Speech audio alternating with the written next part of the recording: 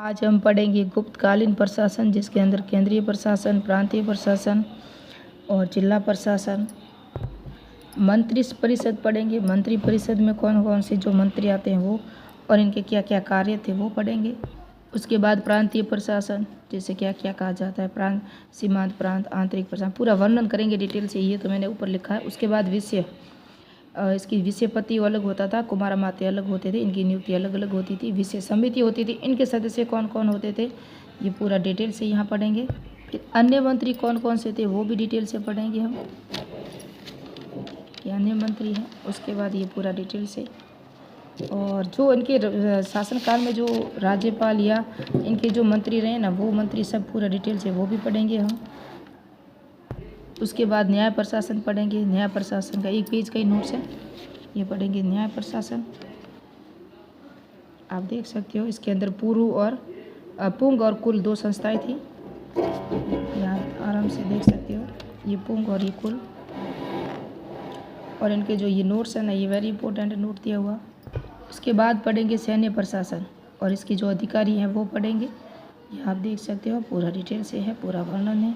फिर उसके बाद है भू राजस्व प्रशासन, जिसके अंदर भूमि के प्रकार, भूमि की इकाई, करों के प्रकार, भू प्रशासन अधिकारी कौन थे और भूमि संबंधी जितने भी नियम थे ना, ये डिटेल से पढ़ेंगे नेक्स्ट पार्ट में। आज का पार्ट सिर्फ सैन्य प्रशासन तक ही रहेगा।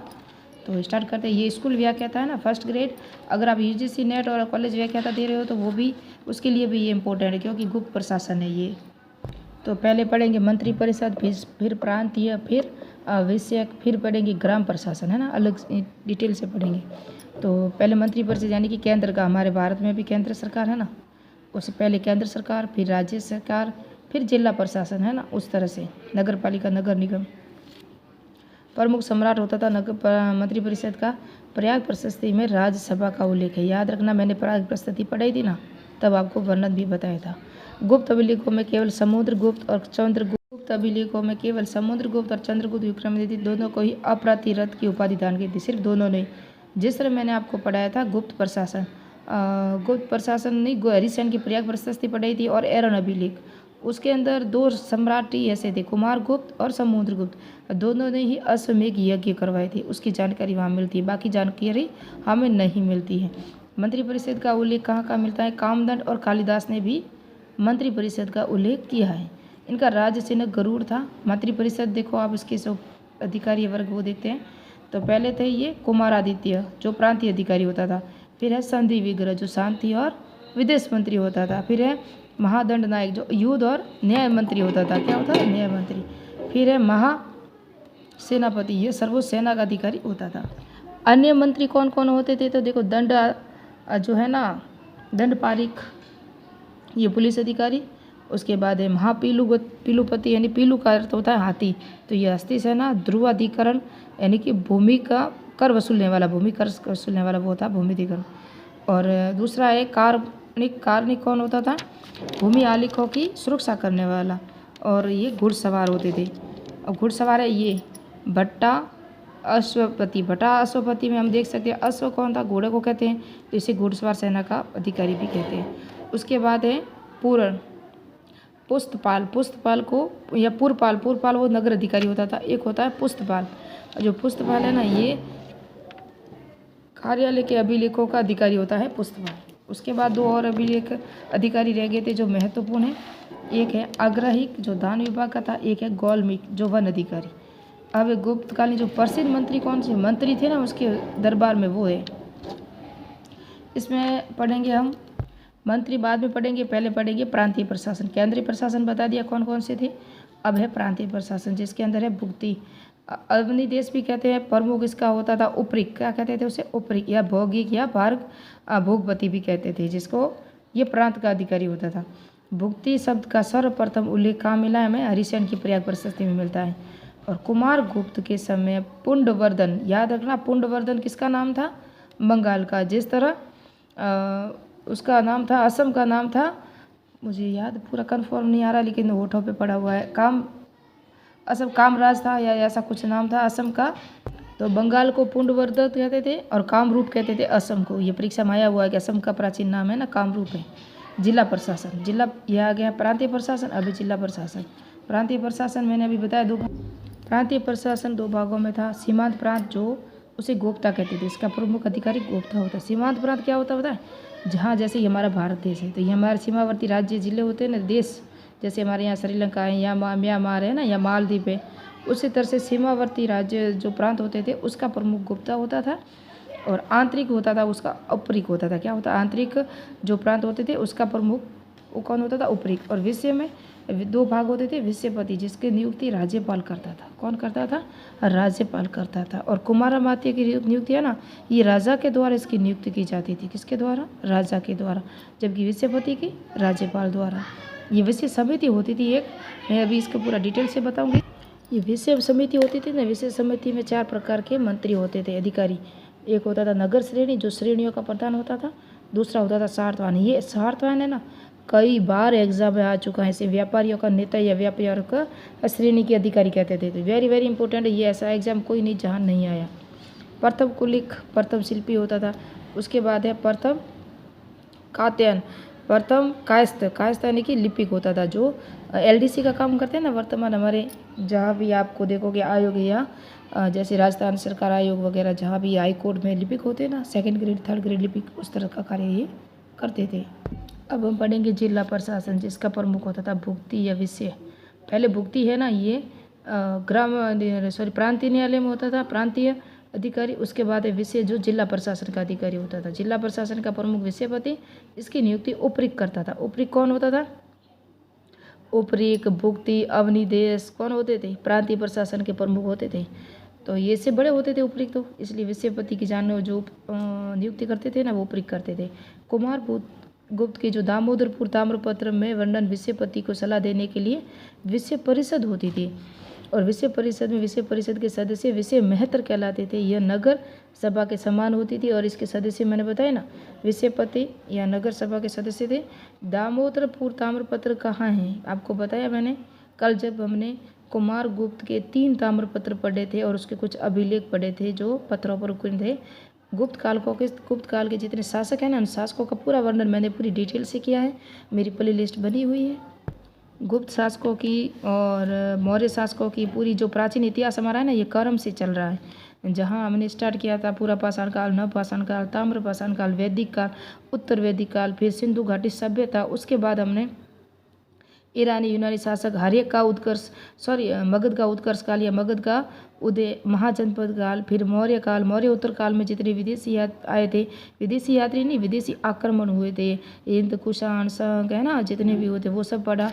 उसके बाद हमने गुप्त, फिर दक्षिणी भारत का इतिहास हमने 3 शासक पढ़े थे, चैंदी, चोल और पांडे, वो शासकों का पढ़े। संगम काल हमने पूरा पढ़ लिया। पूरी प्लेलिस्ट हर एक की बनी हुई है मेरा टीचिंग चैनल पे।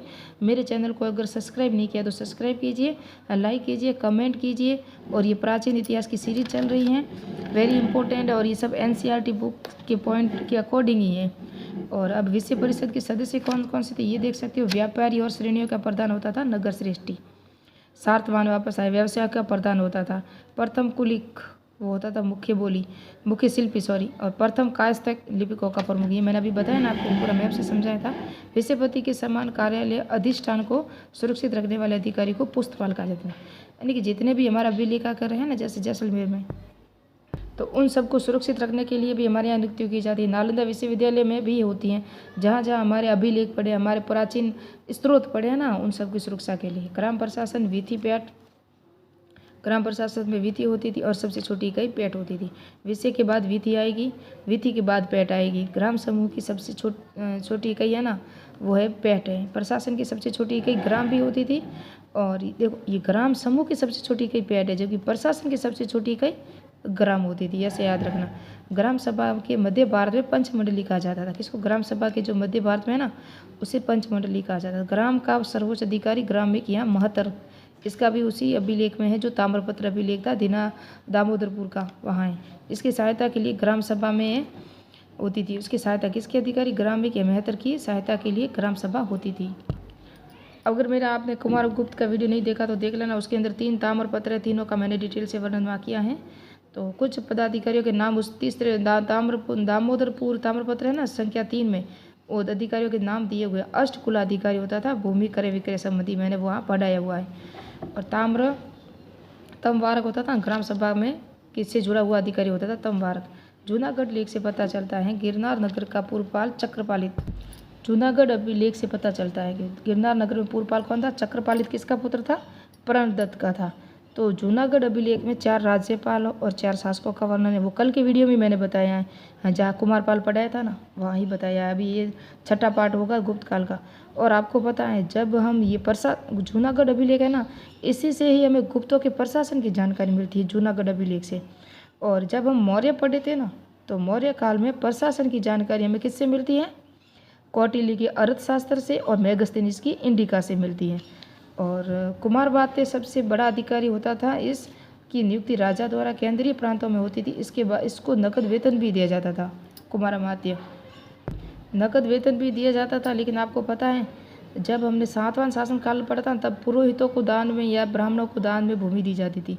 लेकिन गुप्त काल में आते आते हर एक अधिकारियों को भी भूमि दान में दी जाने लगी, जिससे सामंती व्यवस्था को बहुत ही प्रोत्साहन मिला था।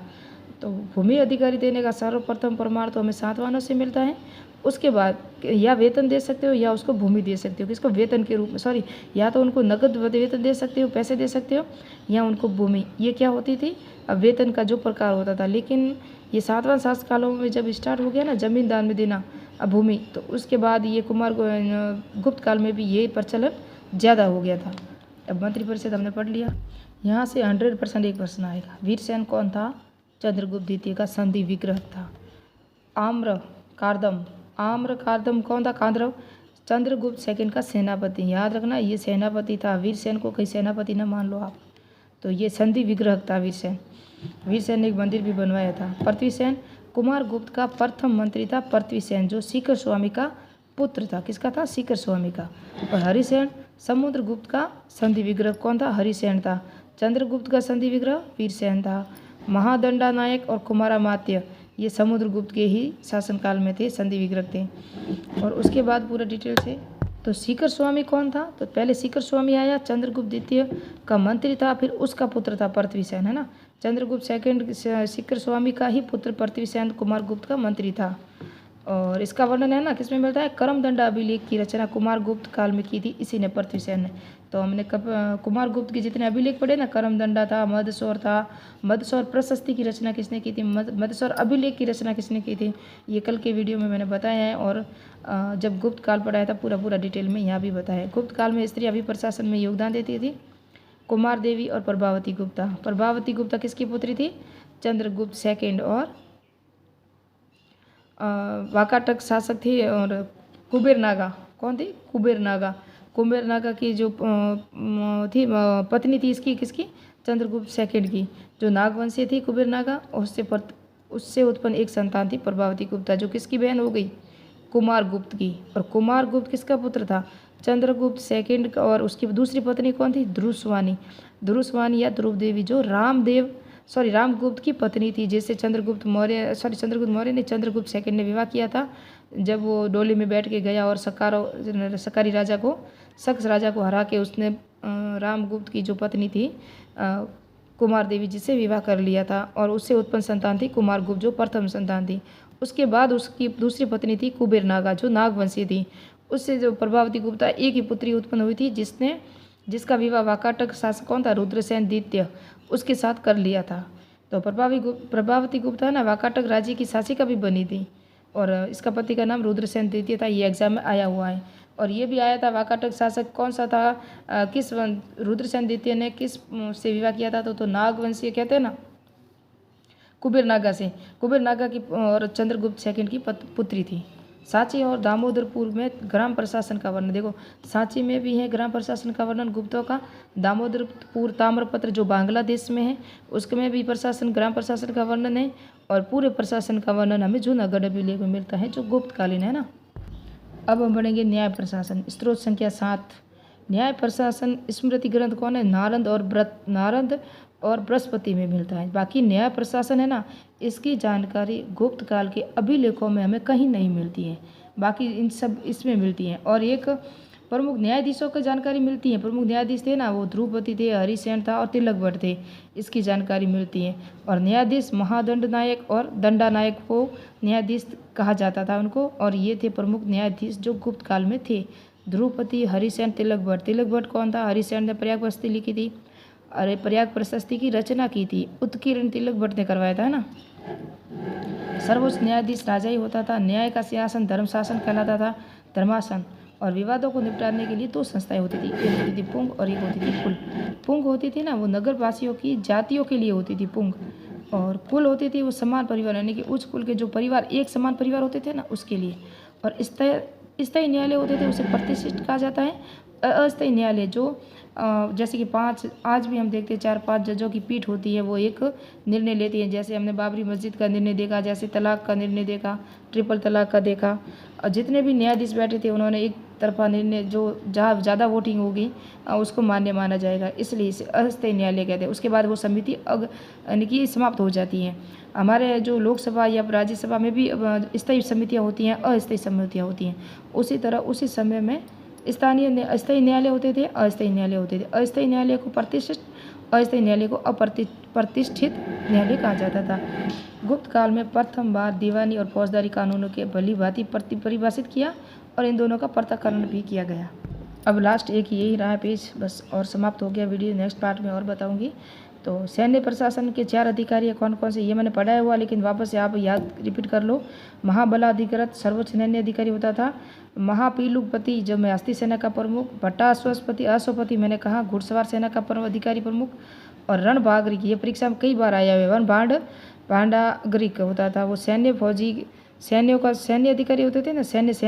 सेना की साजो सामान, उसकी घुड़सवार, उसके हथियारों का, उसके रहने खाने पर, उसके शिविरों का जितना भी देख रेख करना, उसकी व्यवस्था करने वाला अधिकारी होता था, रणभांडागरिक होता था। तो ये था, मैंने बता दिया प्रशासन।